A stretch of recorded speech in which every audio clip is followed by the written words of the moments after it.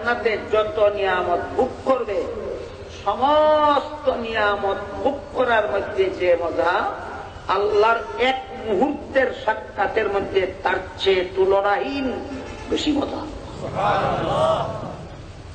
এই জন্য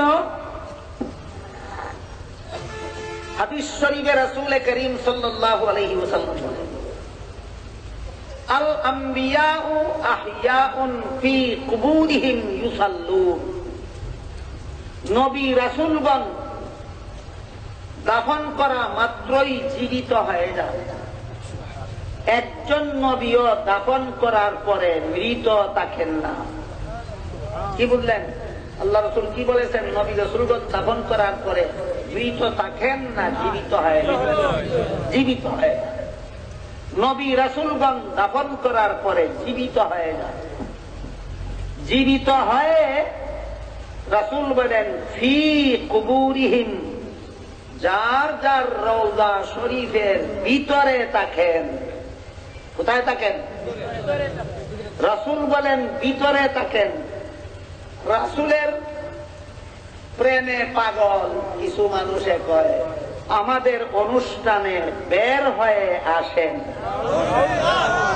রাসূল বলেন ভিতরে থাকেন, তুমি বলো বের হয়ে আসেন। তোমার কথা মানব না, রাসূলের কথা মানব। সুতরাং যারা বলে বের হয়ে আসেন, এরা রাসূল যা বলেছিলেন তাই বলে না রাসূলের বিরুদ্ধে বলে? রাসূলের বিরুদ্ধে বললেই কি আশেকে রাসূল হয়?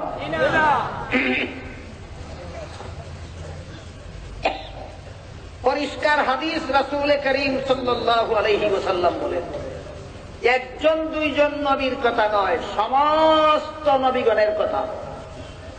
সমস্ত নবীগণের বিশেষণ বর্ণনা করে হাদিস শরীফে রাসূল করিম সাল্লাল্লাহু আলাইহি ওয়াসাল্লাম বলেন, সমস্ত নবীগণকে দাফন করা মাত্রই জীবিত হয়ে যান।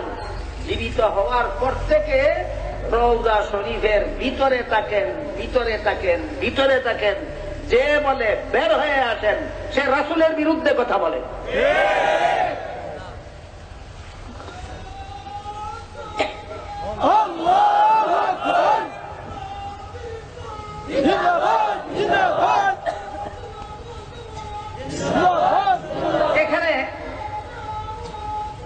এখানে একটা প্রশ্ন জাগতে পারে যে রাসূল বলেছেন ভিতরে থাকেন, যে বলে বের হয়ে আসেন সে রাসূলের বিরুদ্ধে কথা বলে।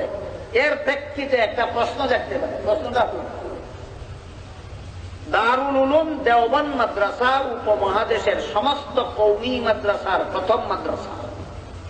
সমস্ত কওমি মাদ্রাসার প্রথম মাদ্রাসা।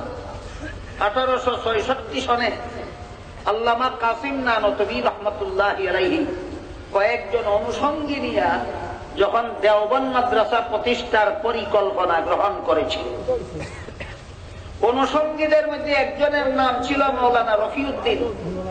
মাওলানা রফিউদ্দিন স্বপ্নে দেখেন মুহাম্মদুর রাসূলুল্লাহ সাল্লাল্লাহু আলাইহি ওয়াসাল্লাম বলতেছেন, তোমাদের পরিকল্পিত মাদ্রাসার ঘর আমার অঙ্কিত রেখায় রেখায় নির্মাণ করবে। এই বলে আল্লাহ রাসূল নিজের হাতের লাঠি মুবারক দ্বারা রেখা টেনে দিলেন। ঘুম ভাঙ্গার পরে বাস্তবেও জমিনে রেখা পাওয়া গেল। সেই রেখায় রেখায় সর্বপ্রথম কওমি মাদ্রাসা দারুল উলুম দেওবন্দ মাদ্রাসার ঘর নির্মাণ করা। ইতিহাসে লেখা আছে। কোথায় লেখা আছে? ইতিহাসে লেখা আছে। এখন রাসূল বলেছেন দাফনের পরে সমস্ত নবীগণ রওজা শরীফের ভিতরে থাকেন। দেওবন্দের জমিনে দাগ দেওয়ার জন্য যদি নবী এসে থাকেন, রওজা শরীফের ভিতরে রইলেন কোথাও? প্রশ্ন বুঝলেন না বুঝেননি?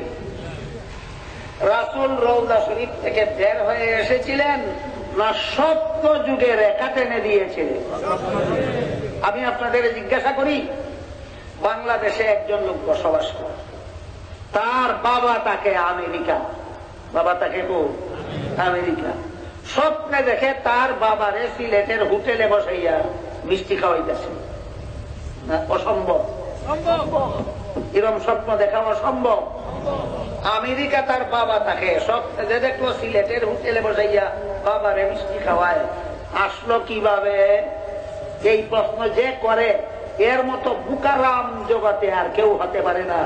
স্বপ্নে দেখার জন্য আসতে হয় না, স্বপ্নে দেখার জন্য আসতে হয় না। রাসূল দেওবন্দে এসেছিলেন না মৌলানা রফিউদ্দিন স্বপ্নে দেখেছিলেন? স্বপ্নের কথারে বাস্তবের সাথে কি আসলে? ইতিহাসে লেখা স্বপ্নের কথা এইটারে বানিয়ে দেয় বাস্তব কথা।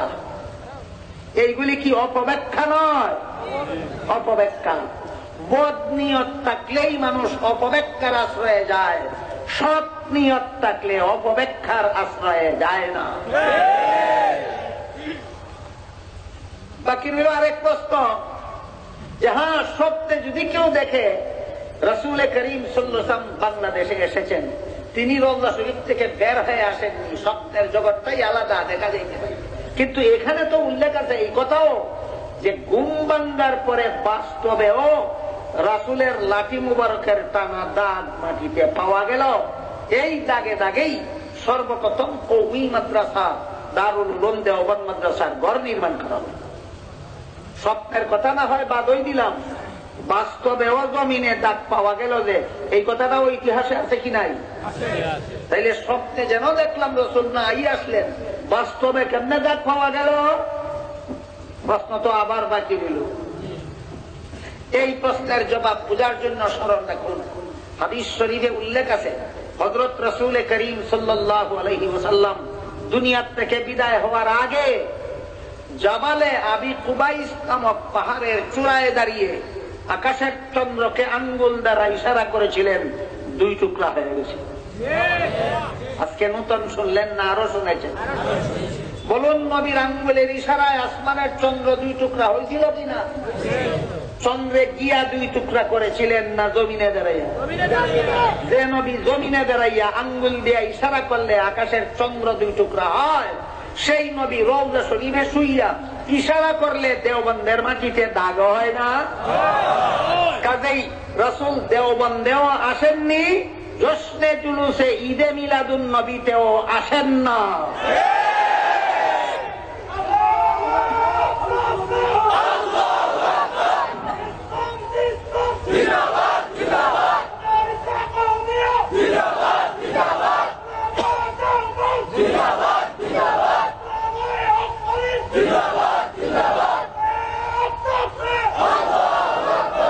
আপনারা যে অনুষ্ঠানে বসা আছেন, এই অনুষ্ঠানে যদি নবী আসেন,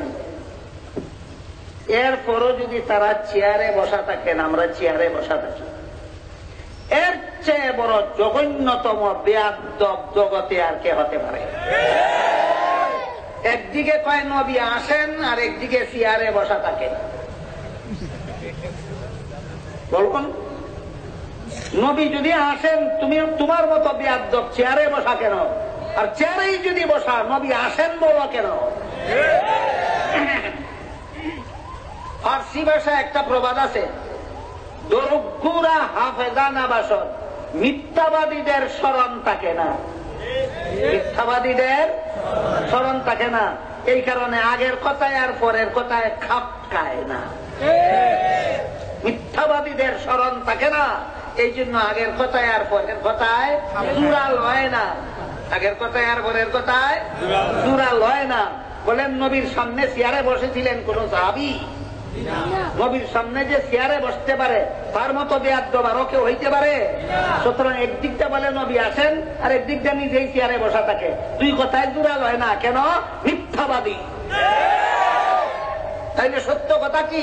সত্য কথা আল্লাহর রাসূল বলে গিয়েছেন, আল আম্বিয়াউ আহইয়াউন ফি কুবুরিহিম, নবী রাসূলগণ জীবিত হইয়া যার যার রওজা শরীফের ভিতরে থাকেন, ভিতরে থাকেন, ভিতরে থাকেন। আরেক ব্যাপার, নবী রাসূলগণ রওজা শরীফের ভিতরে থেকে করেন কি? আরেক প্রশ্ন রইলে না, করেন কি? এক হাদিসে রাসূল বলেন, আল আম্বিয়াউ আহইয়াউন ফি কুবুরিহিম ইউসাল্লুন, নবী রাসূলগণ রওজা শরীফের ভিতরে জীবিত অবস্থায় নামাজ পড়েন, নামাজ পড়েন, নামাজ পড়েন। বলুন রসুলের হাদিস বুঝে থাকলে নবী রসুলগণ রওজা শরীফের ভিতরে জীবিত অবস্থায় করেন কি? নামাজ পড়েন। দুনিয়ার থেকে বিদায় হওয়ার পরে নামাজ না পড়লে গুনাহ হয় না, নামাজ না পড়লে গুনাহ হয় না। দুনিয়ার থেকে বিদায় হওয়ার পরে নামাজ পড়লে সওয়াব হয় না, গুনাহ নাই, সওয়াব। কেমন কাজটা কেন করে? যেই কাজে কোনো সওয়াব নাই এই কাজটা সমস্ত নবীগণ রওজা শরীফের ভিতরে কেন করে?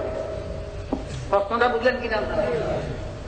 বলুন, দুনিয়ার থেকে বিদায় হওয়ার পরে নামাজ পড়লে সওয়াব হয়? সওয়াব হয় না।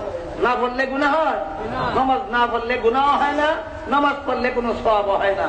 যেই নামাজ পড়লে কোনো সওয়াব হয় না এমন নামাজ নবীগণ রওজা শরীফের ভিতরে কেন পড়ে? এই প্রশ্নের একমাত্র জবাব আল্লাহর সাক্ষাতে কথাবার্তা বলার মজা উপভোগ করার জন্য। দেখেন, আগের কথা এরপরের কথা মিল আছে। 5 নম্বর নামাজি কারা? যারা নামাজের ভিতরে আল্লাহর সাথে কথাবার্তা বলে। এদের নামাজের ফলাফল, যারা নামাজের ভিতরে আল্লাহর সাথে কথাবার্তা বলে, এদের নামাজের ফলাফল জগতের আর কোন কিছুর মধ্যে তারা এত মজা পায় না নামাজের মধ্যে যত মজা পায়। বলতে পারেন কোন কারণে? আল্লাহর সাক্ষাতে কথাবার্তা বলার কারণে। আল্লাহর সাক্ষাতের মজা কত? জান্নাতের যত নিয়ামত আছে সমস্ত নিয়ামতের মজা যত, আল্লাহর সাক্ষাতের মজা তারও চেয়ে বেশি। এবার বলুন তো, নবীগণ রওজা শরীফের ভিতরে নামাজ নাই, সওয়াব নাই, নামাজ কেন করেন? আল্লাহর সাক্ষাতের মজা উপভোগের জন্য। আল্লাহর সাক্ষাতের মজা উপভোগের জন্য। এই জন্য এই নামাজের নাম হলো সালাতুল আম্বিয়া।